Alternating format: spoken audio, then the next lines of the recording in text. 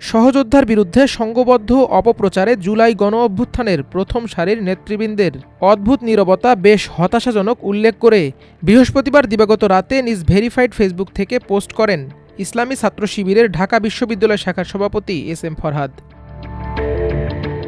ফরহাদ ওই পোস্টে আরও লেখেন, অথচ যখন তাদেরকে নিয়ে প্রোপাগান্ডা চালানো হচ্ছিল তখন এই সাদিক কায়েমী এসবের বিরুদ্ধে সরব অবস্থান জানিয়েছিলেন। অপপ্রচার ও চরিত্র হননের এই সংস্কৃতি যদি জারি থাকে তাহলে আজ সাদিক কায়েম, কাল হাসনাত আবদুল্লাহ, পরদিন হয়তো অন্য কেউ এভাবেই কৌশলে জুলাই গণঅভ্যুত্থানের নেতৃবৃন্দকে বিতর্কিত করার অপচেষ্টা চালানো হবে। তবে ফরহাদের ওই পোস্টে হা হা রিয়েক্ট দিয়েছেন অন্তর্বর্তী সরকারের তথ্য ও সম্প্রচার উপদেষ্টা মাহফুজ আলম। আর এ বিষয়টি নিয়ে সামাজিক মাধ্যমে ব্যাপক সমালোচনার শিকার হচ্ছেন তিনি।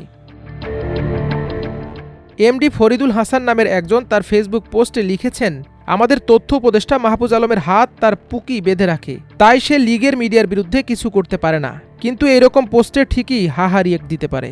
আহমেদ রাইসি নামের একজন লিখেছেন, সাদিক ভাইকে নিয়ে এস.এম. ফরহাদের পোস্টে উপদেষ্টা মাহফুজের হাহা। ফারজানা খাতুন নামের অপর একজন লিখেছেন, এই লোকের হাত আর পা যে গভীর রাতে বাঁধন ছাড়া হয়েছে তা বুঝতে পারছি, তারপরও ধৈর্য নিয়ে সকালে পোস্ট করতে হচ্ছে। নিজের সহযোদ্ধাদের নিয়ে এরকম অপপ্রচারে বেশ মজা পাচ্ছেন উপদেষ্টা সাহেব। সামনে ডাকসু নির্বাচন তো, সাদিক কায়েম একটু টার্গেটে থাকবে স্বাভাবিক, তাই মাঝরাতে হাত পা ছাড়া পাওয়ার খুশি আটকে রাখতে পারেনি মাহফুজ আলম। এদিকে ফেসবুক পোস্টের বিষয়ে জানতে চাইলে এস.এম. ফরহাদ জানান, সাদিক কায়েমকে কেন্দ্র করে গতকাল সংঘবদ্ধ অপপ্রচার চালানো হয়, গণহারে মিথ্যাচার চালানো হয়, কিন্তু বিষয়টি দেখেও বৈষম্যবিরোধী আন্দোলনের প্রথম সারির সমন্বয়ক হাসনাত সার্জিস ও অন্যরা চুপ ছিল। অথচ তাদের ব্যাপারে কেউ অপপ্রচার করলে সাদিক ভাই সবার আগে সরব থাকতেন।